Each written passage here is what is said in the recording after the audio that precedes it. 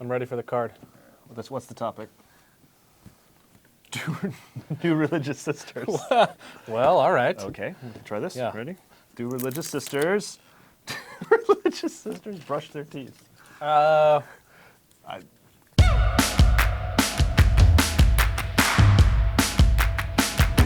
I feel like we should actually ask some sisters about It would this. be much better to ask the religious sisters about this.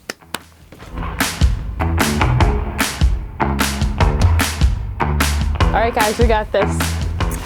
I do brush my teeth. I would hope so.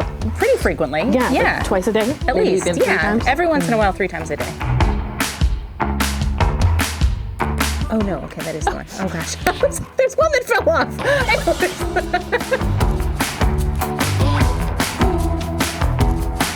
Yeah, I would really hope sisters brush their teeth. Yeah. Yeah. Yes, that's an affirmative. Yeah, definitely. Yeah. So do we get to take another one now? I guess so, but should we tell them who we are? Oh yeah, we definitely should. You want to go first? Sure. I am Sister Catherine. I'm a handmaid of the Sacred Heart of Jesus, and I work in campus ministry at St. Joseph's University in Philadelphia. And I'm Sister Laura. I'm a sister servant of the Immaculate Heart of Mary, and I'm a theology professor at Immaculata University, really close to Philadelphia. Yeah. All right. All right, you ready? Okay. Okay, let's do this next one. I'm so excited. Ooh. So do religious sisters still wear habits? Well, Well, I am, so yes. Some of us do. I think that this question's a really good opportunity to talk about differences that exist between groups of sisters. We call those groups of sisters congregations, or sometimes just communities. And so Sister Catherine and I belong to different communities. And just like different families have different sets of rules, different congregations have different sets of rules. So I am wearing a habit because that's the custom for my congregation. But I am not, because that is the custom for my congregation, at least in this province, which is what we call sort of the grouping of our sisters in the United States. And we sort of make that decision based on what is pastorally most helpful in the context in which we're working. So shall we go for another? all right, go for it. You Okay. pull this time. All right. Ooh, it's a short one. Oh. Do religious sisters get paid? Well, Sister Laura? I don't think I get paid. I think perhaps the university where I teach sends a paycheck called a stipend to my congregation, but I never see it. Instead, I get like an allowance each month. Mm-hmm. How about you? Well, I'm working in a university that does not pertain to the handmaids, and Okay. so in that case, I do have a salary. That salary gets deposited in a community account, and so it's shared funds among the members of the province. And that probably, I think a lot of people have questions about what that poverty vow actually looks like. Definitely, yeah. I think so often people hear that we have a vow of poverty and they think it means we like live in a cardboard box on the side of the street, or like that's what it should be. Mm-hmm. And then they see me driving a Camry and they're like, oh, how does that work? You know? Exactly. But we have our needs met within community and we share. The living of poverty ends up being one, again, of sharing resources, of not claiming for myself and saying I can do whatever I want with these resources because they're just mine. Right. It's really entering into dialogue about how we're using those resources. But some things are just ours. Like, for example, I don't share my toothbrush. Oh, well, You know? right. Yeah. I mean, I'm buying Or- it with community money, but I yeah, wouldn't yeah, but necessarily lend it back. Sister to down the any- hall may no, not use my no, toothbrush. No. That's just for me. There she are can brush her boundaries. teeth with her own toothbrush. All right, You're ready? on, yeah. Okay. What do we let's got? see. I can't wait. Do religious sisters live in convents? That's a pretty easy one. Yeah. Yes. Yes. They don't always look like what you might think of as a typical convent from yonder year, but we live in the houses, the homes in which we live are typically called convents. But I do think it's important to say that not all sisters do live in convents. This is true. Another term that you might have heard of for places where sisters or nuns live is monastery.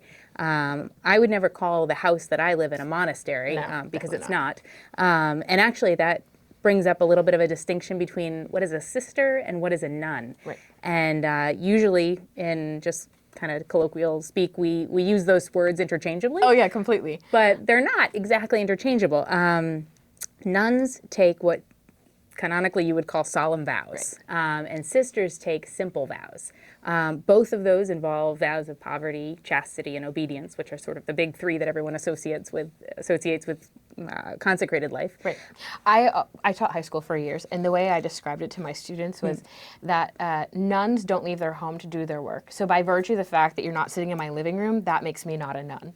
But I'm also the first one who, when I walk into my convent this evening, when I get home, I'll say like, "Hey, nunnies, what's up?" And I am well aware of the fact that I am not a nun, and they are not a nun either. Right. It's a fun word. It is a fun word. I mean, it rhymes with fun, so. We all kind of use it too, but Yeah. it's not exactly. But we know we're not, so. Right. Yeah. Okay. Yeah. So nuns, sisters. Sisters. Correct. Right. Not by blood. No. By consecration. Correct. Not the same congregation. Now friends. Now, Fred, Okay. yes, perfect. My turn? I think it's your turn. Yeah, Okay. go ahead. All right. Oh, it's a long one. Do Oh, religious good. sisters change their names when they become sisters? Well, we are really displaying, I think, a lot of the variety within religious life. I think you Correct. should start. So some sisters do. That is absolutely true. There has historically been something called a religious name that's different from your baptismal name, the name you receive at the time of your baptism, right? Some religious to this day, including my own congregation, do take religious names. So my baptismal name is Laura Suzanne Downing. So my initials are LSD. But my religious name is Sister Mary Laura Teresa Downing. And I am in a congregation that is Marian, so we all have a form of Mary. So my Mary takes care of that. I kept Laura because that is my name, and I thought I was too old to get a new name at that point. And then I took the name Teresa because I love Teresa of Avila. Like, she's my personal hero. And I have other reasons too, but I just love Teresa of Avila. She's like the sassiest nun in the history of nundom. And she actually was a nun. She's not a true sister. nun, She's a right. real nun. How about you? What does your congregation do? So we do not. We don't take religious names. I have a long enough name to begin with, and I didn't tell you this before, but my second last name is Avila. No way! It is. Oh, I love Teresa. So I have a role model there. But so when I entered, at least, we did not take religious names. Okay. Yeah, we just tend to go by Sister Catherine, Right. But my confirmation name is Mary. Ah, excellent choice. Yeah. All right, is it your turn? I think so. Okay. All right, All right. hold it. Last one. Oh, nothing there. No, keep going. Oh, okay. Just kidding. All right. So do religious sisters collect Social Security? Wow. We're getting really into the nitty-gritty. Oh, yeah, of, that's a like, really specific question. It depends on the sort of work that they've done, I would say. Yeah. So if they've worked in a ministry that has been outside of the community and that has paid into the Social Security system, then yes, they probably would. Also, I know what some congregations do is that a congregation opts to pay into the Social Security system, even for sisters who might be working in what we would call like an internal ministry. Right. I would suspect, though, because of the amount of money that we would be getting in stipend or in salary, our Social Security is relatively small. Correct. Yeah, I think it is. So I guess, I mean, this question might kind of get at the whole idea of like, do sisters even retire, right? There's sort of a running joke among sisters, I would say, that you kind of say nuns or sisters don't retire. They just change ministries, Right. So which less is demanding code ones. for, right. You keep doing stuff, you just do other stuff. Yeah. Although someone once told me that our retirement benefits are out of this world. Isn't that sweet? Very cute. Yeah. I think we made it. I do too. Well, what did we talk about here? Everything, toothbrushing. Teeth. Which, yes, the answer to that do. was solid affirmative. Yeah. Wearing habits, depends. Yes. Depends. Right. Get paid, depends. Depends. This is like a recurring theme. Yeah. You're noticing that there is quite a bit of variety among religious congregations. And it makes sense because there's Yeah. hundreds, maybe thousands of religious Right. congregations. Do they live in convents? Yeah, typically. Typically, yeah. And do religious sisters change their names? Depends. Depends.